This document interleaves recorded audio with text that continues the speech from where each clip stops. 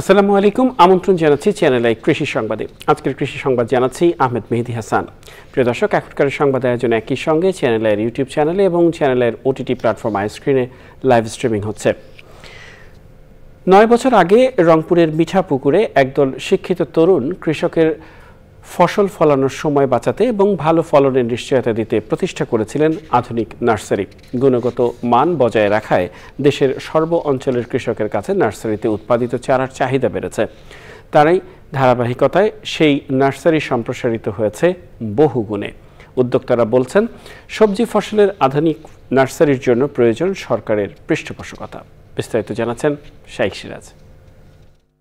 গুণগত মানসম্পন্ন চারা পেলে কৃষকের যেমন চারা উৎপাদনের জন্য অতিরিক্ত সময় নষ্ট হবে না, চারার মান নিয়েও থাকবে না কোনো সংশয়।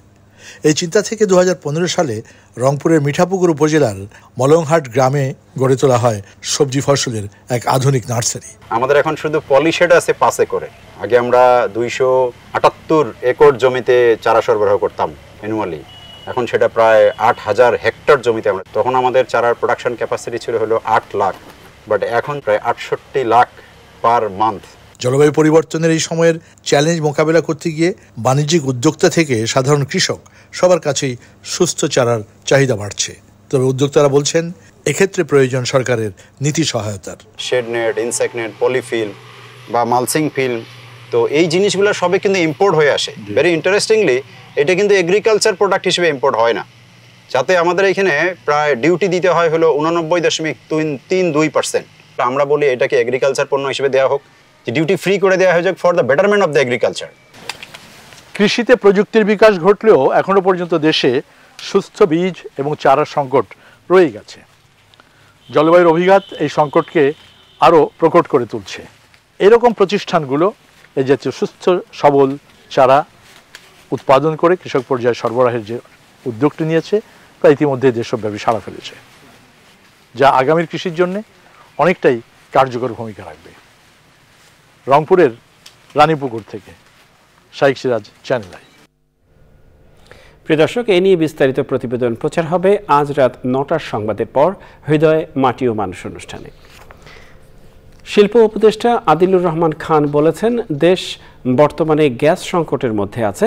গ্যাস সংকট কেটে গেলে সারের ঘাটতি থাকবে না। নরসিংদীর ঘোড়াশালে পলাশ ইউরিয়া সার কারখানা পরিদর্শন করে তিনি আরও বলেন, গত 15.5 বছরে গ্যাস খনন করা হয়নি, বাপেক্সকে বসিয়ে রাখা হয়েছিল। ভোলা থেকে গ্যাস উত্তোলনের চেষ্টা চলছে, দেশে সারের ঘাটতি মেটানোর চেষ্টা চলছে উল্লেখ করে তিনি বলেন, লক্ষ্য বাস্তবায়নে নানা প্রতিবন্ধকতাও রয়েছে।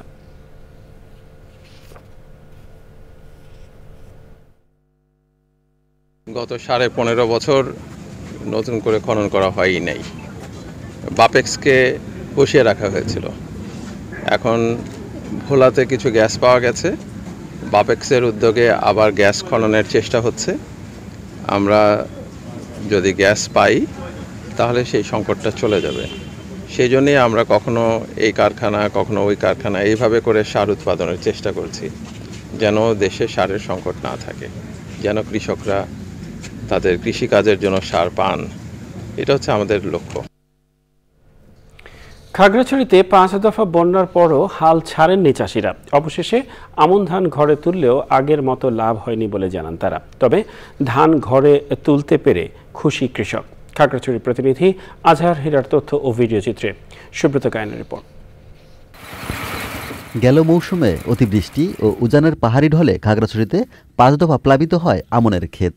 এতে রোপা আমনের ব্যাপক ক্ষয়ক্ষতি হওয়ার পরও হাল ছাড়েনি চাষিরা। প্রতিকূলতার মাঝে ফসল ঘরে তুলতে পেরে খুশি তারা। আগের বারে জ্বালা যেটা ফেলাইছি ওইটা সব নষ্ট হয়ে গেছে, পরের বারে আবার জ্বালা ফেলে লাগাইছে। মোটামুটি মিডিয়াম হয়েছে, বেশিও হয় না, আগের মতন হয় নাই। 5 বার বইটার পরে একটু চারা যেটা আছে এগুলো এখন উঠছে, কোনোরকম সার দিয়ে এখন আগের মতো হয় না এখন। তারপরে যে জায়গাতে এক কানিতে 100 ধান পাই, এখন 60-70 ধরে না, খরচে টাকা উঠবে না, কোনোরকম 19-20 হবে আর কি। ক্ষতিগ্রস্ত কৃষকদের প্রণোদনার পাশাপাশি পরামর্শ দিয়েছে কৃষি সম্প্রসারণ অধিদপ্তর।